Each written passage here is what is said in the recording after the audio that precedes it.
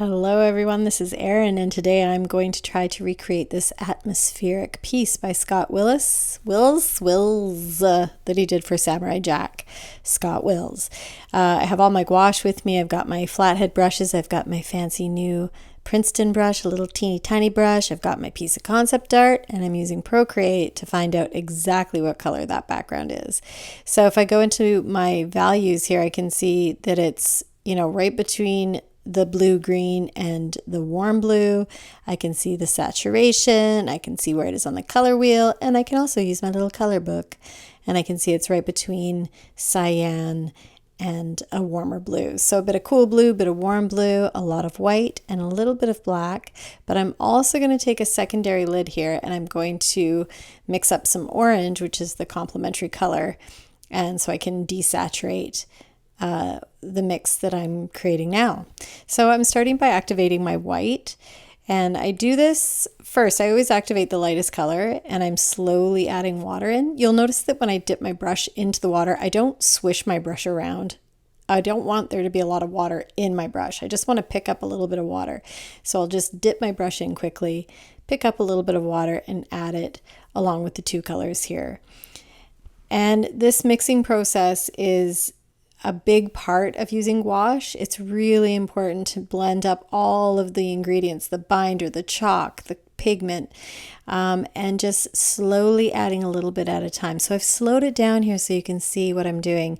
Let's go even slower. Let's get sexy with our paint. Oh yeah, look at that. Look at me smoothing it all in there, mixing it all up, getting sensual with my gouache. I'm always talking about how gouache is so sensual, so there you go.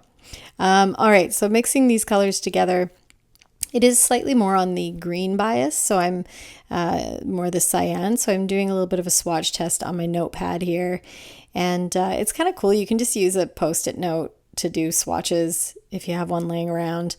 So yeah, just mixing up a little bit more with a bit more white in there, and now I'm going to create a orangey red. So this would be the complementary to that cyan color. So if I add a little bit in, look what happens. It starts to desaturate. I added a bit more of the blue as well, but now we're slowing it down again just so you can see my mixing process here, just making sure that all of the pigments mixed. You could see there was even a little bit of orange sort of squishing out of my brush there. But testing it out, looks good. It's lighter than it was before, a little bit desaturated, and it's pretty darn close to the original concept art. So I'm just using this small brush to get off the paint from when I was mixing, and then I'm switching over to a bigger brush. And that's much easier to cover that background with the bigger flathead brush. But it's easier to mix paint with a smaller brush. So back to it. I'm mixing now to do the clouds. And so I've added some white to the mixture that I already had. But I'm also going to have to add a little bit of yellow and a little more cyan because those clouds are slightly more of a green color. There's a really cool sort of green glow throughout this whole piece from that green moon. So it has a really interesting, surreal, sort of otherworldly feel to it. Okay, we're going to slow things right down so you can see my signature move that I call the twist and flick. Trademarked. Let's get romantic. First we got sexy and sensual, now we're getting romantic. So you'll see what I'm doing is I'm pulling, twisting, and flicking. Everyone together. Pull, twist, and flick. Doesn't that feel good? All right. Yeah, these clouds were fun to do. I mean, it doesn't look exactly like the piece, but it works. It was fun to do that. Okay, on we go. On we go. We're making more of a green color now for the glow on the castle. And adding more yellow, of course, a little bit more cyan here. Mixing, getting things ready. And yeah, after I painted this yesterday, I watched a video of Scott Wills painting a background for Samurai Jack. And he starts with the lightest colors and then adds the darker ones after. So look, I'm just using my finger there to figure out where the moon's going to be. Yeah, so I didn't realize that was his process, but it makes sense. It's always nice to start with your lighter colors and then add the darker colors after, because you can really sort of cut in, or how can I explain this? It's like the darker over top of the lighter is going to be much easier than putting lighter over top of dark. I talk about this in every video. And yeah, I guess that I'm not the only one that knows that. I should have drawn the castle. I really regret that I didn't draw it in with pencil, that I just sort of freewheeled it here, because it's a little wonky. It's not, the proportions are off. And also the spires at the tops. Is that what they're called? The pointy roofs of a castle? Spires? I think that's what it is. I don't know. I get these things wrong all the time. But they end up being a little rough because I didn't draw it in. But anyway, so I'm using black. I used a little bit of cyan in the black. I'm putting in a little bit of green, a little cyan. I'm just throwing everything in there. But I'm making this dark color for the shadowed, the part of the castle that's in shadow. And then later I'll add black as well to it, just to give it even more of a dramatic shadow, like Scott Wills did in his original piece. Let's talk a little bit about Scott Wills. I've done only one other piece of his on this channel, and I really love his work. He worked on Samurai Jack, which, as I've mentioned before, is one of my all-time favorite animated series. It was created by Genndy Tartakovsky. Everyone try Tartakovsky. Great last name, Tartakovsky. It's fun to say. So Genndy, he created Samurai Jack, and he's often called his backgrounds a character in the show. So he considered his backgrounds to be just as important as the characters and what was happening in the scene. And he actually wanted to create establishing shots of just the backgrounds that could last like a minute or two, which was really an unusual way to set something up in animation. You know, things are always so quick. That's something I really don't like about modern animation, movies, everything in general. It's just everything is so quick. Everything's like edited really fast and fast paced. But he wanted to do these slow establishing shots of just the backgrounds, and really give you a sense of where Samurai Jack was, because the whole show was sort of this fish out of water idea, right? Like Samurai Jack is in this other dimension, in this other place. And so the place really mattered. But yeah, Scott Wills was actually working in feature films, painting backgrounds and doing work on The Road was one, and El Dorado, I think, was another one he worked on. And so, you know, the pitch that Tartakovsky gave him must have been really good to get Scott Wills to go work on like a TV animated series. But he did, and thank goodness he did, because the work made the show so much, it just made it what it is, which is a really gorgeous animated series that is like unlike anything else. And these color combinations, the amount of mood and atmosphere that's in his work is like next level. So yeah, this piece is a great example of that, just of having this really lovely contrast between the light and shadow, and then this strange greenish moon. And we'll talk about the moon when I actually paint the moon. Which, am I going to do that now? No, I'm doing the spires, I think. Oh no, I'm doing second coat. Got to get a second coat in there. And I chose this piece today because I wanted to do something quickly, and this is pretty much in real time. Like the piece took me, I think, less than an hour in total to paint. So it was a pretty quick one, and I'm having an incredibly busy week. I did start teaching one of my Zoom courses on the weekend, last weekend. It went really well. It's been super fun so far. Well, one class has been really fun, but if you're interested in taking the next round of Zoom courses where we're replicating pieces like this one, then check out the link in the description below. It starts in a few weeks. It'll be on Sunday nights from 7 to 9 p.m. Runs for 6 weeks. Super fun. And you don't need any experience. You can be a total beginner. But I chose this piece not only because it was quick, but I love the atmosphere is very strange and dreamy. And I just love this idea of, a fortress of solitude, basically, that sort of isolation and having these spikes at the bottom and just, what kind of damaged soul lives up in a isolated castle like this. It's just, yeah, it really sets the scene. I don't want to give too much away. If you haven't seen Samurai Jack, you definitely should watch it. It's just the characters are very, very cool, but it's also, as I've mentioned in the other video I did of Scott Will's work, it's really minimal in dialogue. Like there's not a lot of dialogue, but it's fantastic. Okay. So back to the piece, I'm bringing in these areas here where the light is hitting parts of the castle and the rock that it's built on. Very cool. And, this, again, I feel like if I had drawn everything in, it would have been a little bit more precise. But once I bring in more of the black, like I start to bring the black in after, which is, the way to work, right? Because you can, as I was saying, it's the way to sharpen things up. It starts to look really good. But now we're going to do these spires. Oh man, if I look it up and it's the wrong word, I'm going to feel like such a dolt. I'm going to look it up while I'm doing this voiceover. Let's see if I can do two things at once. I'm not very good at doing two things at once. Who is?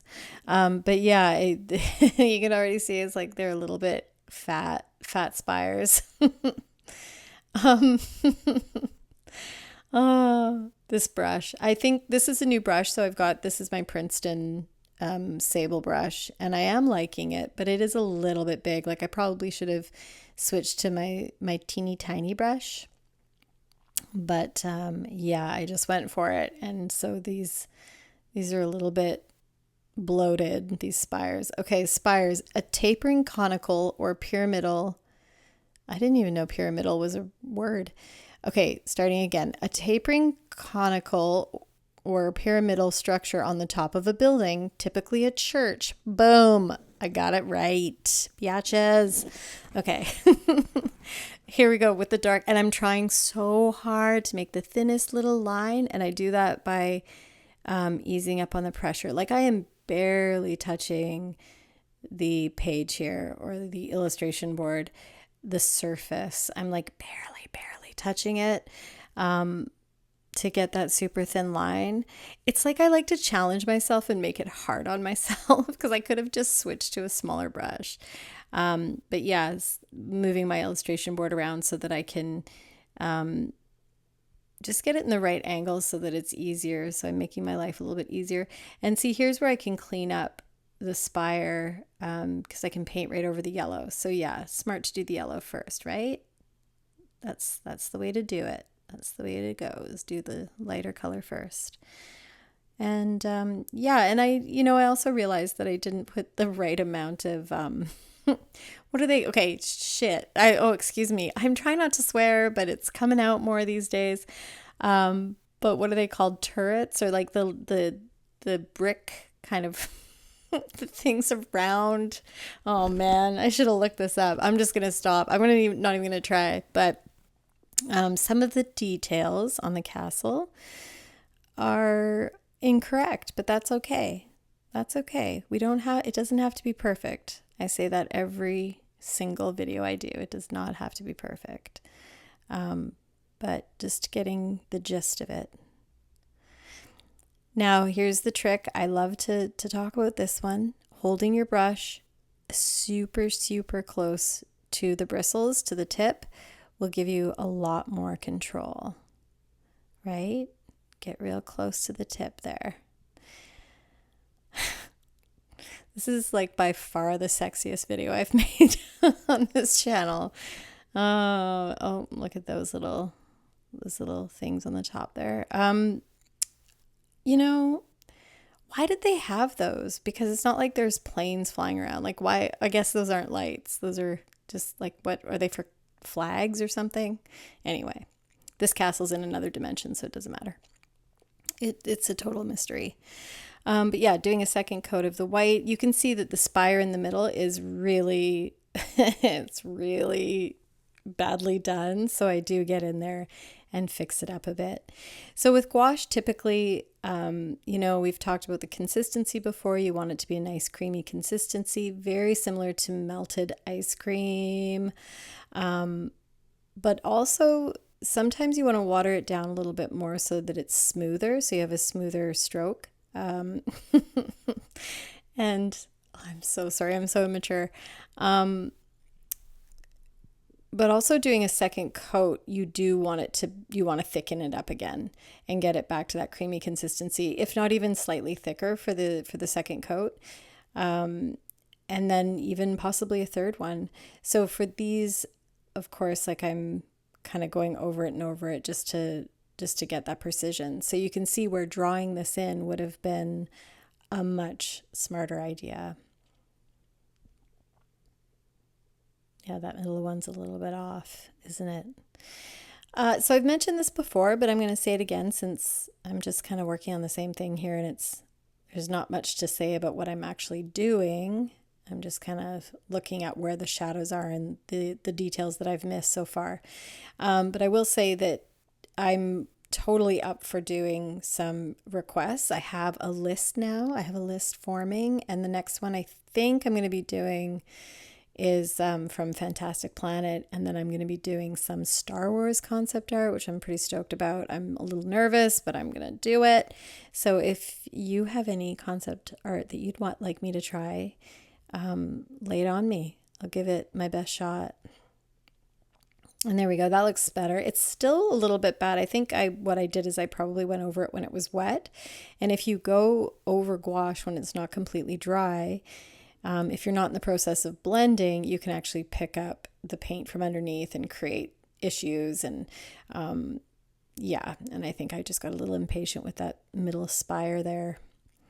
And now we're going to be working on, what are we doing here? I think I'm just going to do I'm doing the moon. Here's the moon.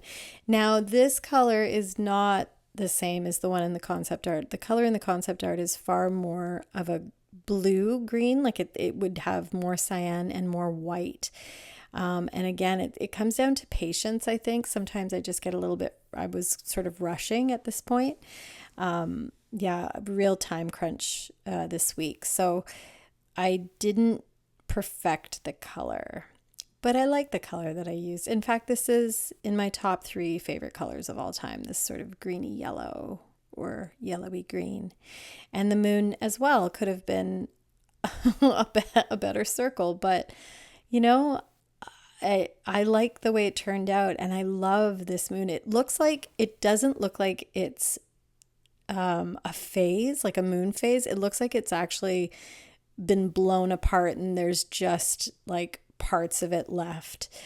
And I don't know if that was Scott Will's intention to make the moon look like it was all crumbly, or if that's just part of his style, because a lot of his work does have this sort of stippling effect happening. So who knows? All I know is that I like the effect. It's really a neat way to paint a moon.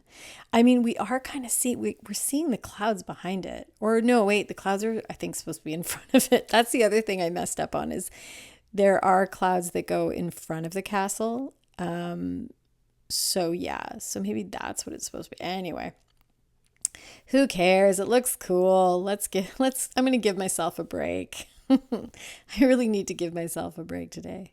Okay. There we go. Just getting those little stars a little bit. There was like blobs of paint there, so I had to smooth it out a little bit and then continue on. And you can see how I'm sort of wiggling my brush around in little circles, so that instead of getting like lines, like tiny little lines, I'm getting more circular dots, or at least I'm trying to. They're not all perfectly circular, but it works. There, get a little bigger one there. And I am, at this point, like I really am looking right at the concept art, trying to get all the stars in the right place approximately. I think I did an okay job. And the very last step coming up, are we there yet? No, we're not there yet, though there's a few more steps. So I am going to do couple more stars. But now I will be putting some of the details into the moon as well, because there are a few craters in the moon. So I'm adding those after because they're quite dark. So back to my gray. And yeah, just, it's my background color actually. It's the gray of the background so that it looks, yeah, so there you go. Getting those craters in the moon.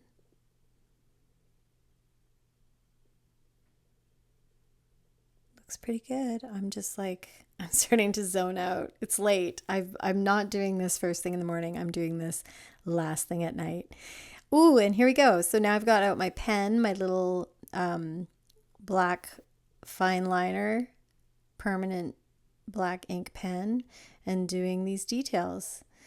So these details, I believe, were done with paint in the original piece, but I'm coming in with my pen because I wanted to use pen. I really enjoy doing ink over top of gouache, even though it's not the easiest thing to do. You have to sort of be careful with your pressure because it's easy to start to,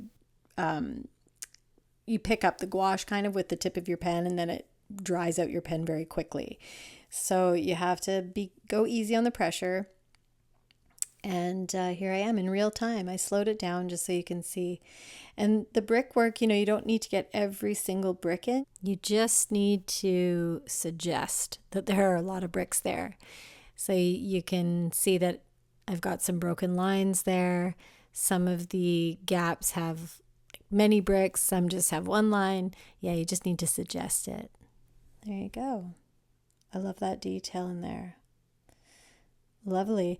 And the very last thing now to really, and it's amazing how much of a difference this makes, but we're going to use pretty much straight up black here to do a darker shadow on the spires, but also on just parts of the castle so that it gives the castle more dimension. And this is where I can really clean things up as well along the edges. So getting those edges nice and crisp.